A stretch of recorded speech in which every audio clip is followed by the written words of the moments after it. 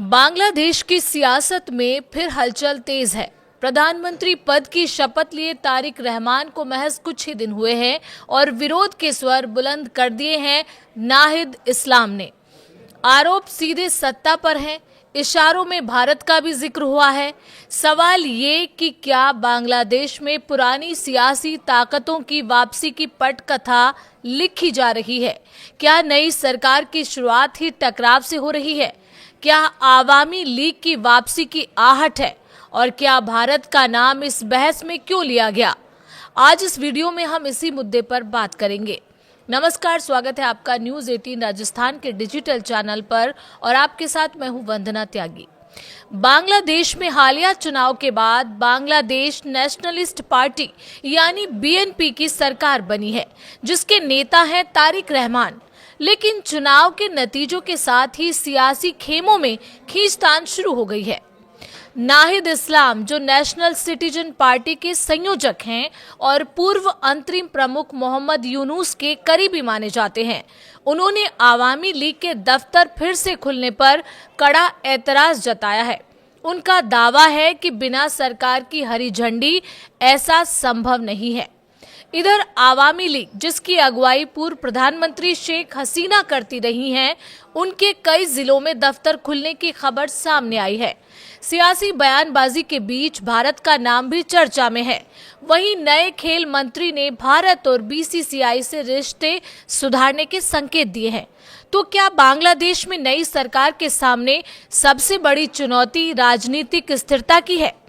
ध्यान देने वाली बात यह है कि आवामी लीग, जिसका नेतृत्व लंबे समय तक शेख हसीना करती रही हैं, जुलाई 2024 के आंदोलन के बाद सत्ता से बाहर हो गई थी। अंतरिम सरकार ने उसकी राजनीतिक गतिविधियों पर पाबंदी लगाई, लेकिन अब रिपोर्ट कहती है कि कम से कम 10 जिलों में 12 जगहों पर पार्टी कार्यालय दोबारा खुले हैं। खुलना, नोआखाली और बुरगुना जैसे इलाकों में कार्यकर्ताओं ने ताले तोड़े हैं, राष्ट्रीय ध्वज फहराया है, बगबंधु शेख मुजीबुर रहमान और शेख हसीना की तस्वीरों पर पुष्पांजलि अर्पित की है और जय बांग्ला के नारे लगाए हैं। वीडियो सोशल मीडिया पर वायरल हुए और यहीं से विवाद ने राजनीतिक रंग पकड़ लिया। नाहिद इस्लाम ने चेतावनी दी है, अगर प्रशासन ने कार्रवाई नहीं की तो राजनीतिक प्रतिरोध होगा। अब बात यह कि भारत का जिक्र क्यों हुआ? इस पूरी बहस में भारत का नाम भी सामने आया है। नाहिद इस्लाम का आरोप है कि चुनाव में भारत, आवामी लीग और बीएनपी के बीच किसी तरह की समझ थी। हालांकि इस दावे का कोई आधिकारिक प्रमाण सामने नहीं आया है। इधर दूसरी तरफ नए खेल मंत्री अमीनुल हक ने संकेत दिए हैं कि भारत के साथ संबंध सुधारना प्राथमिकता होगी। उन्होंने संसद भवन में भारत के उप उच्चायुक्त से मुलाकात की और T20 वर्ल्ड कप को लेकर सकारात्मक बातचीत की बात कही। आपको बता दें कि अंतरिम सरकार के दौर में क्रिकेटर मुस्तफिजुर रहमान को आईपीएल से बाहर किए जाने के मुद्दे पर बांग्लादेश ने भारत में आयोजित T20 वर्ल्ड कप में भाग नहीं लिया था। अब नई सरकार इस कड़वाहट को खत्म करने के संकेत दे रही है। सिर्फ राजनीतिक दफ्तरों का मुद्दा ही नहीं, संविधान सुधार भी बड़ा विवाद बना हुआ है। जुलाई में नेशनल चार्टर 2025 में, जिसे अंतरिम सरकार ने तैयार किया था, उसमें 80 से ज्यादा प्रस्ताव शामिल हैं। मुख्य बिंदु क्या है उस प्रस्ताव के?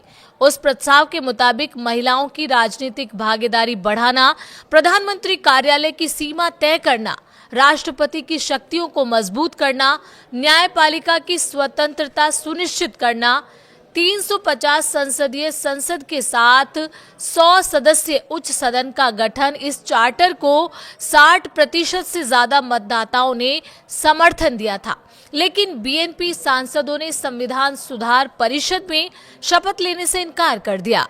नाहिद इस्लाम का कहना है, सुधार परिषद के बिना संसद निरर्थक है। वहीं बीएनपी का तर्क है कि प्रक्रिया और व्याख्या पर गंभीर मतभेद है। नाहिद इस्लाम ने 50 सदस्यीय मंत्रिमंडल पर भी सवाल उठाए हैं। उनका दावा है कि करीब 62% मंत्री और राज्य मंत्री व्यवसायी पृष्ठभूमि से आते हैं।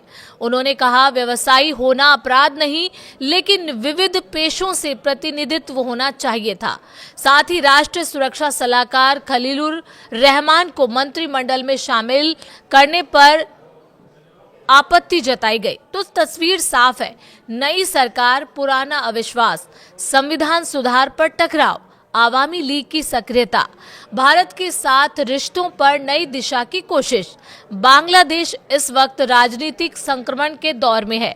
सवाल ये है कि क्या ये टकराव लोकतांत्रिक बहस का हिस्सा है या आने वाले दिनों में सड़कों पर नई राजनीतिक लड़ाई देखने को मिलेगी।